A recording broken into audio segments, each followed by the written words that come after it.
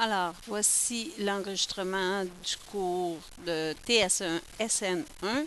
Alors, la suite des propriétés des fonctions des pages 6 à 9. Alors, une des propriétés, ce qui caractérise nos fonctions, même nos relations, c'est ce qu'on appelle les coordonnées à l'origine. Alors, les coordonnées à l'origine, ce sont deux points de notre graphique qui sont caractéristiques. Donc, par exemple, si je vous donne une droite affine, alors une droite affine, c'est une droite qui ne passe pas par 0, 0. Elle rencontre les axes, cette droite-là, en deux points. Alors, ce point-ci en haut, qu'on appelle l'ordonnée à l'origine ou encore la valeur initiale, et le point sur l'axe des x, qu'on appelle l'abscisse à l'origine ou le zéro de la fonction quand on est en présence d'une fonction. Alors, nous, ce qu'on veut, bon, évidemment, dans un graphique, c'est facile à visualiser. L'abscisse à l'origine, c'est le point de rencontre avec l'axe des x.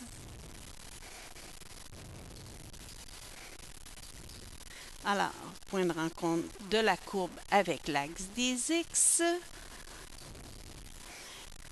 Et nous, ce qu'on a besoin, c'est de le calculer. Donc, ça veut dire que c'est la valeur de x quand y vaut 0.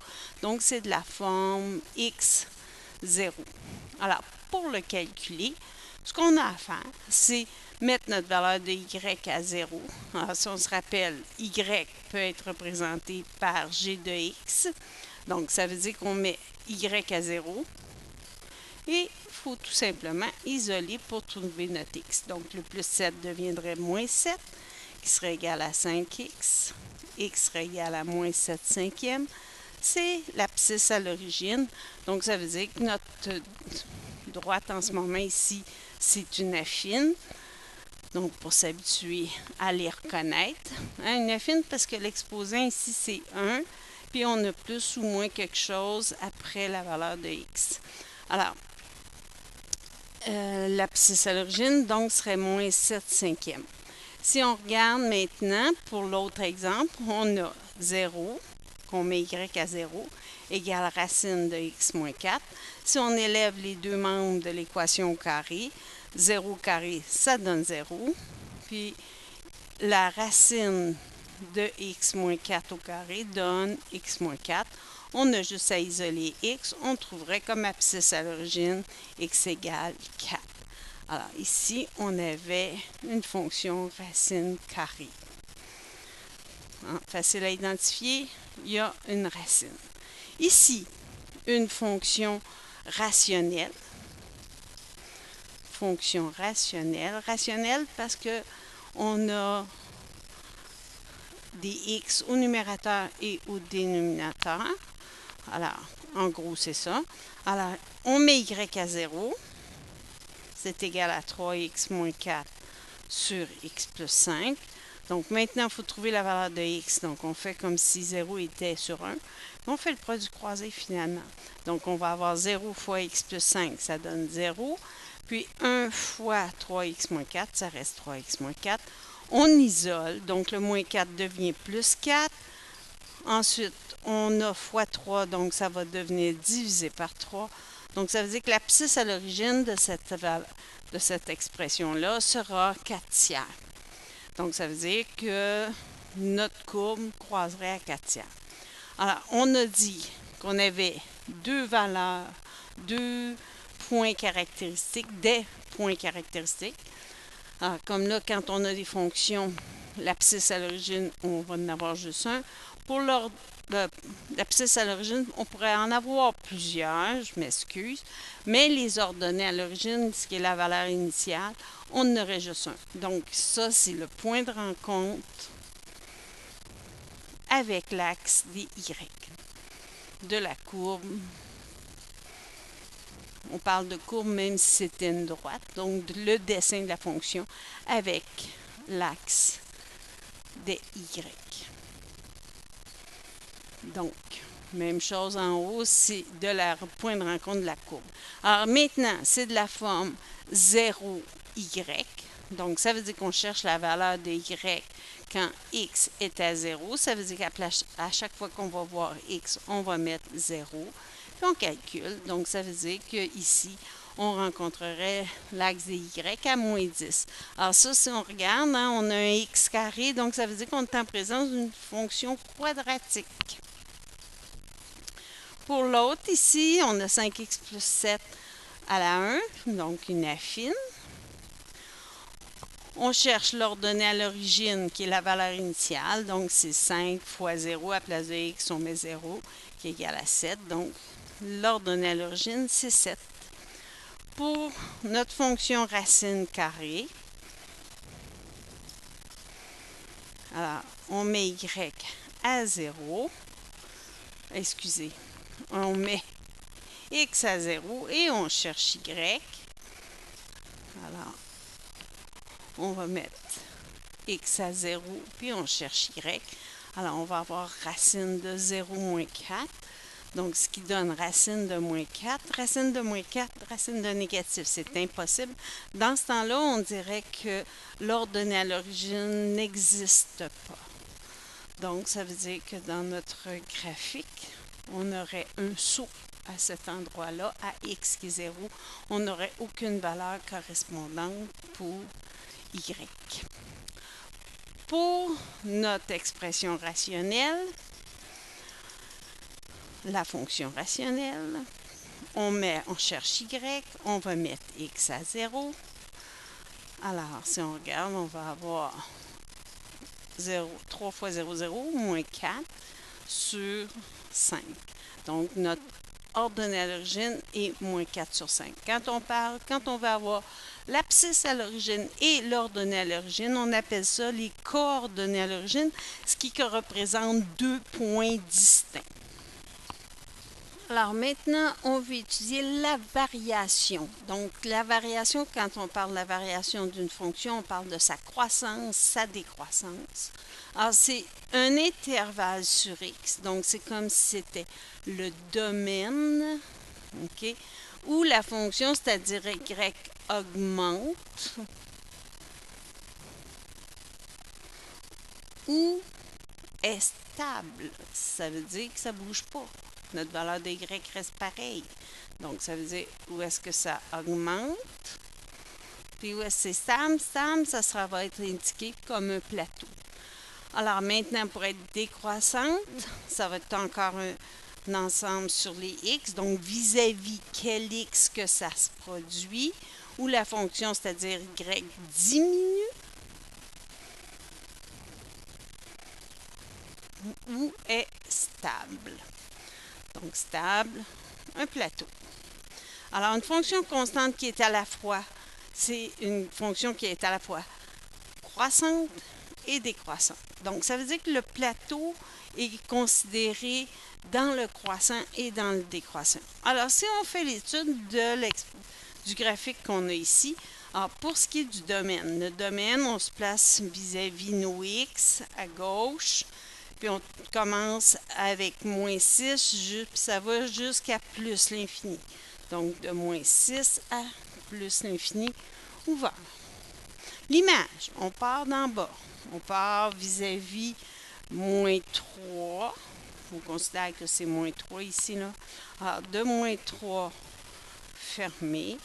Et ça va monter, monter, monter ici, là. Si on voit, ça monte, donc jusqu'à plus l'infini ouvert. Alors maintenant, où est-ce que la fonction est croissante? Alors la croissance de la fonction, si on regarde, c'est où est-ce que ça monte. Alors elle monte, et c'est aussi où est-ce que c'est stable. Et c'est le domaine de cette région-là qu'on veut. Donc ça veut dire que la croissance, ça va être de moins 6 fermé, donc vis-à-vis moins 6 jusqu'à ça va jusqu'à 2 fermé. On a un autre intervalle, donc union, de 5 fermé, et ça va monter à droite jusqu'à plus l'infini. Vers la droite que ça monte, c'est vis-à-vis nos x. Maintenant, décroissant. Alors, la fonction va être décroissante. Où est-ce qu'elle descend? Puis où est-ce qu'il y a un plateau? Donc, si vous regardez, le plateau va être à la fois croissant et décroissant. Donc, ça va de moins 2, le domaine de ça, de moins 2 jusqu'à 5 fermé. Donc, vis-à-vis quel X que ça se produit. Et ça va être constant. Où est-ce qu'on va avoir les deux intervalles en même temps? Donc, de moins 2 à 2 fermé. Alors maintenant, si on parle des abscisses à l'origine, donc nous, ce qu'on peut faire, c'est l'étude des fonctions. Alors l'abscisse à l'origine, c'est les endroits où ça coupe l'axe des x. Ici, on a une place, une deuxième, une troisième. Et ici, on considère, étant donné que le dessin continue, que ça va tout simplement tout le temps monter. Donc, ça ne reviendra pas, le dessin. Donc, on a autour de moins 3 pour x. Ensuite, pour l'autre x, on a autour de, on pourrait dire, 2,5 et le dernier, 7. Donc, on a 3 abscisses à l'origine. L'ordonnée à l'origine, c'est l'endroit où ça coupe l'axe des y. Il y en a juste une valeur, c'est à 1. Maintenant, on parle des extrémums d'une fonction. Alors, les extrémums d'une fonction, c'est une valeur sur y. Donc, ce sont des y. OK? Alors, le maximum absolu. Alors, absolu, donc le plus grand, c'est la plus grande valeur. Donc, il y en a juste un s'il existe. Un seul s'il existe.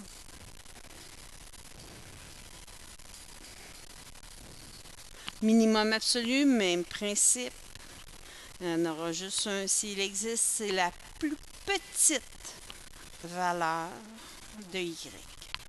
Alors, pour ce qui est du maximum relatif, le maximum relatif, c'est la valeur de y où la fonction est strictement croissante et avant et strictement décroissante après. Donc, dans un graphique, c'est où est-ce qu'il va y avoir un pic ou un sommet. Donc, soit une pointe ou une bosse. Alors, minimum relatif, évidemment, ça va être l'inverse. Donc, c'est la valeur de y où la fonction est strictement décroissante avant et strictement croissante après. Donc, c'est où est-ce qu'on va avoir un creux, une pointe comme un V ou une petite vallée. Alors, si on regarde tout ça maintenant dans nos propriétés, alors plus on a de propriétés, plus on peut définir notre dessin, notre graphique, notre fonction. Alors, évidemment, pour le moment, on vous donne des graphiques, puis on va faire l'étude, et éventuellement, on va faire l'inverse. C'est ça qui va nous intéresser le plus, évidemment. Alors, on va vous donner des informations, et plus vous allez avoir d'informations, plus votre graphique sera identique avec ceux des autres. Alors, si on regarde le domaine, c'est l'ensemble des x qu'on a utilisé. Donc, on part à gauche, à moins 6, puis jusqu'où ça va à droite, ça va aller jusqu'à plus l'infini, à droite. L'image, on part en bas. En bas, ça part à moins l'infini, ouvert, puis ça monte jusqu'à 5, fermé. Donc, on va de moins l'infini jusqu'à 5, le plus haut qu'on va. Alors, ça va être croissant. Si on regarde les croissances, ça monte cette partie-ci, celle-ci. On a deux régions, deux intervalles où ça monte. On donne toujours, dans le fond, le domaine de ça. Donc, ça va être de moins 6 fermé jusqu'à moins 4 fermé. Union, ça reprend à moins 1 vis-à-vis des x qui sont moins 1 jusqu'aux x qui sont à peu près à 4. Donc, moins 1 à 4. Évidemment, dans un graphique, les valeurs seront plus précises. Alors, si on regarde ici, dans un examen, c'est-à-dire, alors si on regarde ici, en noir, ce qui reste en noir, c'est où est-ce que c'est décroissant. Donc, ça va de moins 4 vis-à-vis le x qui est moins 4 jusqu'au x moins 1 fermé. Union, ça reprend au 4 vis-à-vis du x qui est 4, puis ça descend à droite jusqu'à plus l'infini. Toujours à droite, ça continue toujours à descendre, donc c'est plus l'infini. Si on regarde Minimum absolu, la plus petite valeur, si on regarde l'image, hein, ça part à moins l'infini, donc il n'y a aucune valeur parce que l'infini, c'est pas une valeur, c'est une notion, là, finalement. Donc, maximum absolu, le plus haut que ça va le plus haut que ça va, c'est à 5. Pour les minimums relatifs, minimum relatif, c'est où est-ce qu'on a une pointe par en bas. Donc, ici, on a une pointe qu'on pourrait dire qui est à moins 3.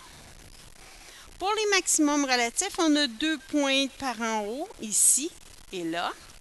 Donc, une vis-à-vis y qui est 4, puis l'autre qui est vis-à-vis 5. Donc, si on regarde, 4, 5 est en même temps un maximum relatif, un maximum absolu. Il peut faire office des deux.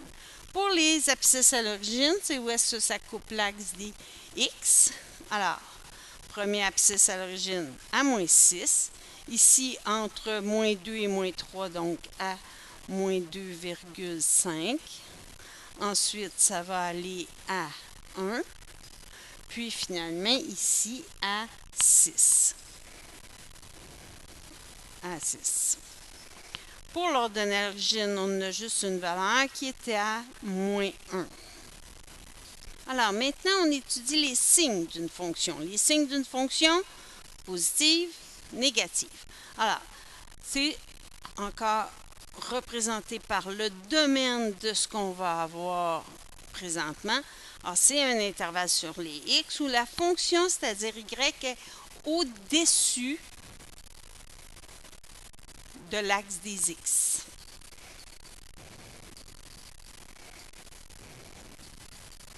Donc, dans le premier et deuxième cadran. Au-dessus ou sur l'axe. Pour la fonction, quand est-ce qu'elle est négative, ça va être où est-ce qu'elle est en dessous de l'axe des x ou sur.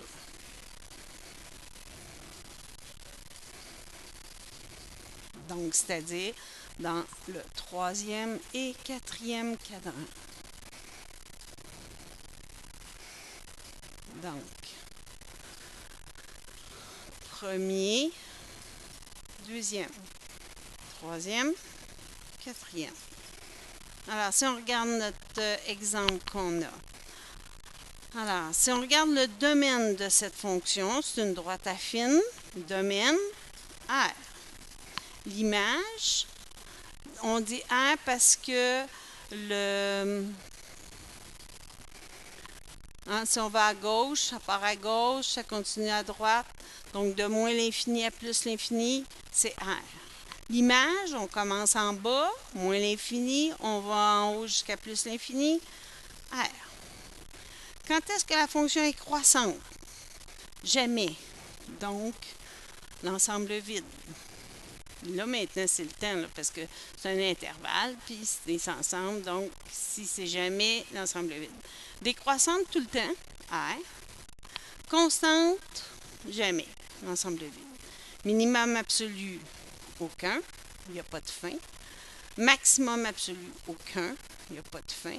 On n'aura pas de relatif parce qu'on n'a pas de pointe nulle part. Alors maintenant, quand est-ce qu'elle est positive? Elle est positive dans cette région-là. Donc, c'est quoi le domaine vis-à-vis quel x que ça se produit? Donc, de moins l'infini jusqu'à 2 fermé. Puis, elle va être négative en bas. Donc, à partir de 2 jusqu'à plus l'infini. Donc, jusqu'à droite, toujours.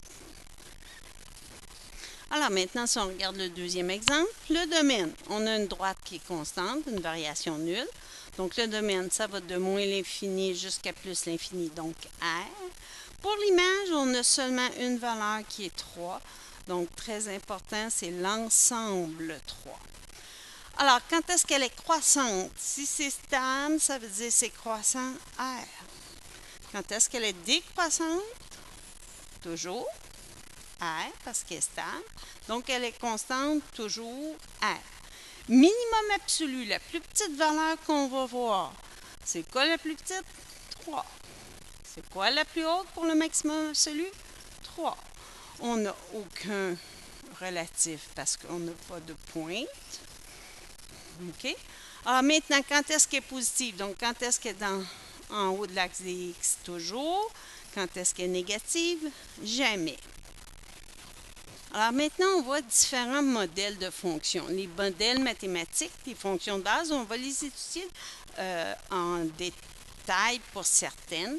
On a évidemment le modèle linéaire, c'est de la forme f de x égale x.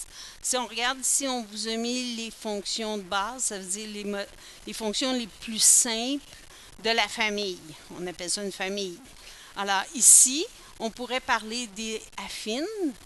Alors, une affine, c'est quand vous avez une droite qui ne passe pas par 0. Donc, ça veut dire dans la famille des linéaires, si on veut, ça serait une droite qui n'est pas simple, donc ce n'est pas une fonction de base. Fonction inverse que vous avez appris l'année passée, si on regarde ici, la fonction inverse, c'est une fonction 1 sur x qui ne pourra jamais dépasser l'axe des x ici, traversé de ce côté-ci, même chose là. Dans ce sens-là, on dit que les axes sont ce qu'on appelle des asymptotes. Alors ça, avec TS, on va en parler un petit peu plus des asymptotes. Puis on va en reparler aussi dans le chapitre 2. Alors en classe, ne s'inquiétez-vous pas, je vous reparlerai de ça. Pour le modèle quadratique, alors si on regarde, hein, on a des x carrés, c'est une parabole, OK, qui passe par 0, 0. Alors ça, nous, on va étudier quand même pas mal la fonction quadratique, le modèle quadratique. Le modèle valeur absolue, vous vous rappelez les deux barres, OK, qui représentent la valeur absolue. Alors c'est un V, contrairement à la fonction quadratique qui est un U. Donc, il va falloir être capable de les identifier éventuellement par les graphiques. Ensuite, on a comme modèle qu'on peut regarder la fonction exponentielle, hein, qui ressemble un petit peu à un inverse. Là. Elle aussi, la fonction exponentielle, c'est, mettons, 5 à la x, x étant l'exposant. On a nos axes qui seront des asymptotes. En TS, nous allons étudier la fonction exponentielle. Pour ce qui est du SN, vous allez l'étudier l'année prochaine. Ensuite, on a les modèles périodiques. Alors ici, c'est représenté par la fonction sinus. Okay? Alors, on pourrait avoir des fonctions périodiques en autant qu'on a un modèle. Donc, ça, là, nous, on va étudier ça aussi en détail cette année. La fonction racine carrée, donc voyez-vous, on vous a donné la branche positive de racine de x. Si on avait la branche négative, elle serait ici. Ça serait moins racine de x. Alors ça aussi, éventuellement, on va regarder ça plus en secondaire 5, par exemple. Ensuite, vous avez le modèle en escalier, où est-ce qu'on a des marches. Alors ici, le symbole, c'est des crochets. OK? Donc, ce qu'on appelle, nous, la fonction partie entière. Alors, on l'apprend en détail en SN et on commence à l'apprendre en TS, cette fonction-là aussi. Alors ici, on vous parle des fonctions. Éventuellement, là, vous allez voir que vous allez être capable de les identifier à force de les utiliser. Alors ici, on parle des fonctions de base, c'est-à-dire les fonctions les plus simples associées au modèle dans la famille. Alors pour la fonction modèle exponentielle et périodique, les courbes et les règles correspondent à des cas particuliers, donc on va voir aussi. On vous a donné des points noirs qui sont des points remarquables, donc c'est pour faciliter de faire le graphique. Et finalement, ici, on vous parle des asymptotes que je vous ai parlé. Donc, c'est des courbes qu'on s'approche de... La courbe s'approche de l'axe sans jamais l'atteindre. Alors, voici pour les fonctions, les propriétés des fonctions. Alors, on s'en reparle au prochain cours. Merci.